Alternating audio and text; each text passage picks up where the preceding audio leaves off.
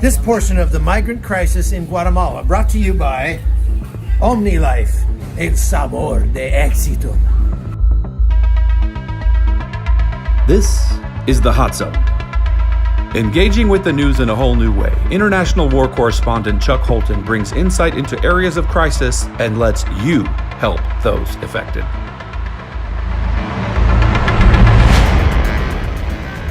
Hey folks, I am downtown Tapachula, late at night, bad neighborhood, kind of my usual hangout when I come down here. This is only the second time I've been here, but it's changed a lot since I was here in November of 2017, 2018, November 2018 when I was here.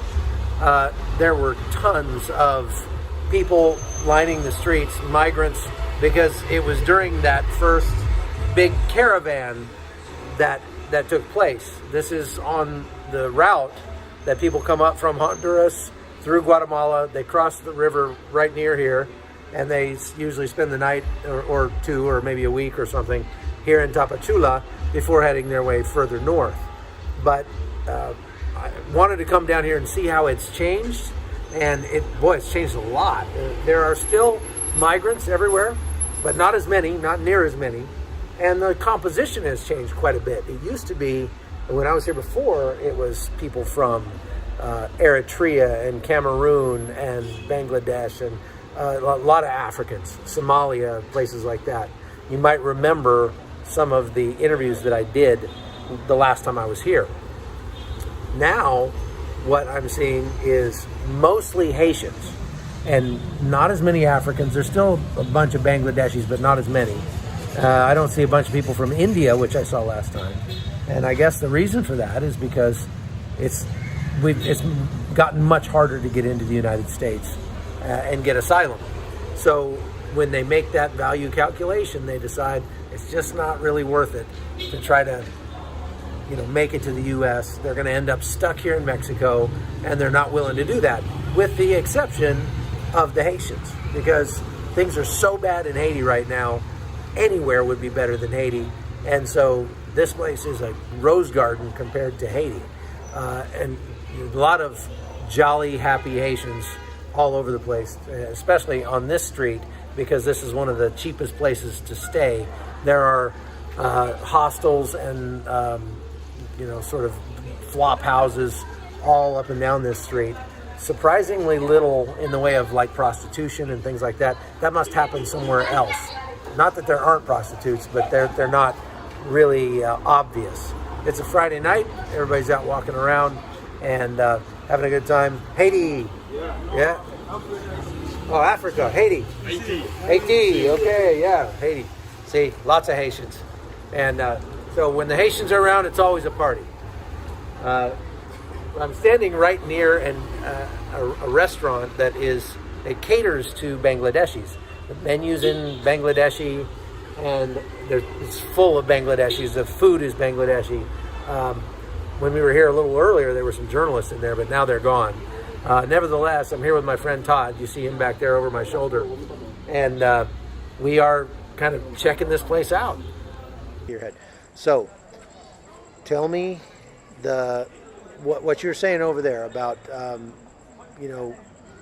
what your plans are, why everybody here wants to go to the United States. Tell me about that. Yeah, I think everybody want to go to the United States is just to look for a better life. Mm-hmm. If the people come from their country, if they feel like not comfortable to live, mm-hmm. That's right, they cross the jungle, they cross every country from America just to come here, and when they got here, they just block. Who's blocking you? But some people say. Hang on. Okay. Some people say the American government block you here, but I don't think so. This is politics. Mexico, they have a process, a long process just to stop you. They don't want to let 1,000 people go up there and cross the border. They want less people to go. And do you think they're intentionally making it harder as far as more paperwork, more appointments, more everything, just to discourage you from trying to keep going. Yes, this is the point. This is what they doing there. Because every time you go to immigration to make a paper, they give you a different appointment. An appointment for fingerprint, an appointment for picture, an appointment for everything. And sometime you go, they don't take you because they say this is the African, this is the Cuban, this is the Haitian, this is the Latin America. They roll you. Understand? They don't want you to be going up there. Okay. They just block you down here. Makes sense. So would you say that most of the people that are here as migrants, they really would like to go to the United States, but they're just deciding that it's not worth the trouble now, and so they're deciding to try to make a life here as best they can? They would like to stay here, but where we are in Tapachula, there's no job. There's no opportunity to leave. If you want the migrants to stay in your country or you want to block them, the only one thing you got to do is put them to work, give them opportunities to work. And I think that will help the country to collect taxes and to be bigger.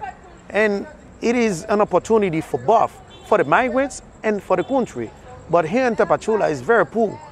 You stay here, you gotta feed yourself, you gotta pay the rent. Even the rent, when the rent is $50 for the national and for the migrants is 3 times more. I didn't know that. Yeah, it's 3 times more because the people rent you a room without nothing, a room. Mm-hmm. Like I said, I was in Chile living. My bedroom is cleaner than the room they rent you. Your bathroom in Chile was cleaner than... it was cleaner than the room they rent you here. It's like you're living like a pig, you're living like an animal. Oh, wow. You know, wow. That's why everybody is, they don't want to stay in Tapachula. They want to go up there, Mexico or other town just to see if they can walk. Many of them don't even want to go to America. People want. They just want to go where they can get a job. Yeah, when they can have a better life. Yeah. Let's say it like that. Right. Not in Tapachula. Right. Tapachula is a hell for us. So, I know Haiti is very, very bad right now. I mean, it just seems like it's going into civil war almost. But what made you decide to leave? What was the final straw for you that said, I got to get out of here? Let me tell you, when you're young people, you are intelligent, you got to see the world as an opportunity. America is the biggest country, is the biggest opportunity every young people everywhere, all over the world can have. I understand there's a hard process to go to America, but everyone who go to America with a dream can realize the dream in a less time. That's why everybody want to go to America. That's why we are going to America. So tell me what you said about Donald Trump. You said that he doesn't have control. Why do you say he doesn't control you?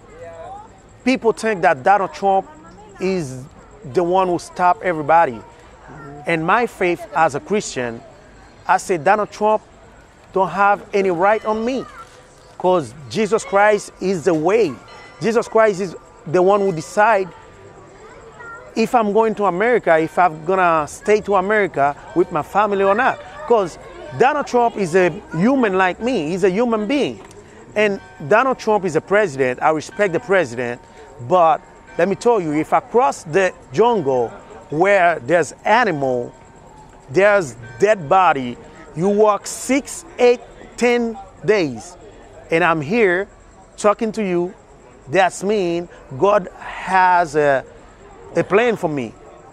Amen, that's brother. Donald Trump don't have any right on me. Amen, brother. Amen. I love that. I love that. No, I'm a Christian. My faith will take me to America, and I think Donald Trump will never have the right even to touch me. Because Jesus will fight for me every battle. He will. He will. And he's got a plan for you, no doubt. No doubt. God bless you.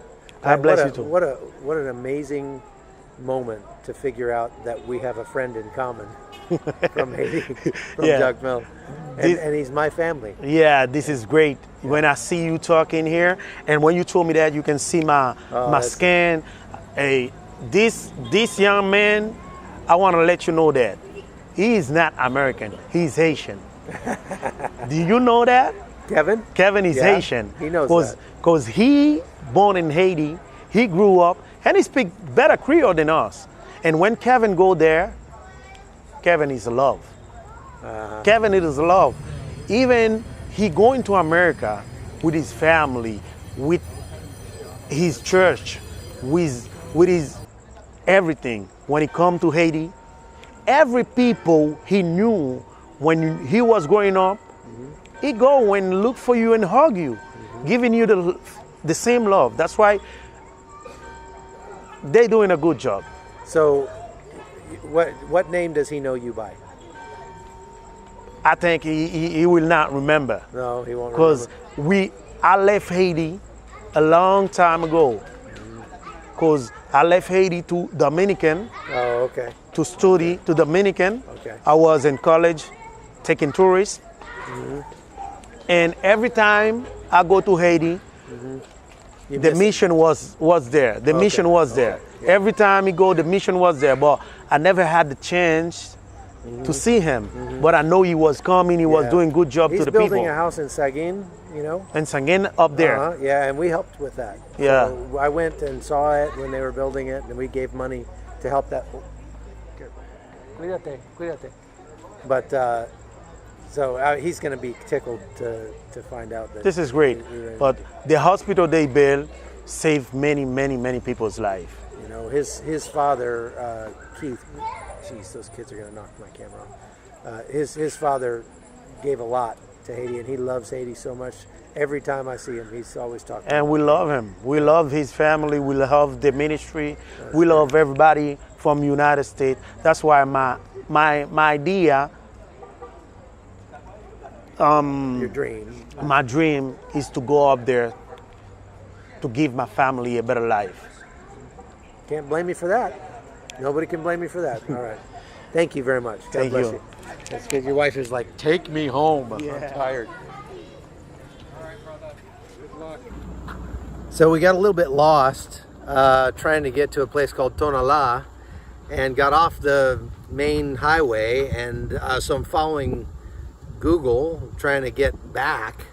And we got kind of out on this dirt road, and I was like, oh, this is good. And all of a sudden we're getting pulled over by like 6 guys in a little tiny car with a red and blue flashing light on the front, and they're waving their badges out the window, and so that was kind of sketchy, but we figured they got guns, so we pulled over.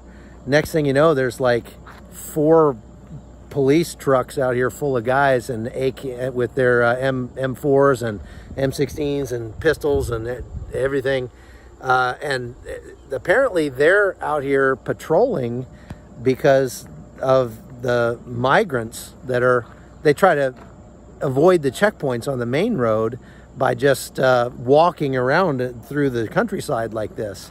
And of course, a nice pickup truck like ours, a rental, driving out here attracted some attention. We had driven by that car full of cops before, but they're all in plain clothes. And I saw them sitting by the side of the road, and I said to Todd, that's a little sketchy. Next thing you know, they're pulling us over, and I'm thinking, oh man, cartels. I mean, this is bad. These guys they act like they're in a war zone. They're all jocked up. When they get out of the vehicle, they're not standing around, at first especially, they're not standing around just, not paying attention. They're facing out. They're taking up positions around our vehicle. We had guys with assault rifles standing in front of the vehicle, behind the vehicle, on each corner, and wanting to. They searched our vehicle very well. They searched. They took our information from our passports and stuff. And of course, when they figured out we were just idiots and we're not criminals, then they were pretty friendly, and and actually are now giving us some really good information. It turned out to be a good thing that we ran into these guys, because we're getting some very good information about the situation here regarding the migrants, and so that's pretty cool. The Hot Zone is produced by Amy Holton and Livefire Media. Copyright 2021.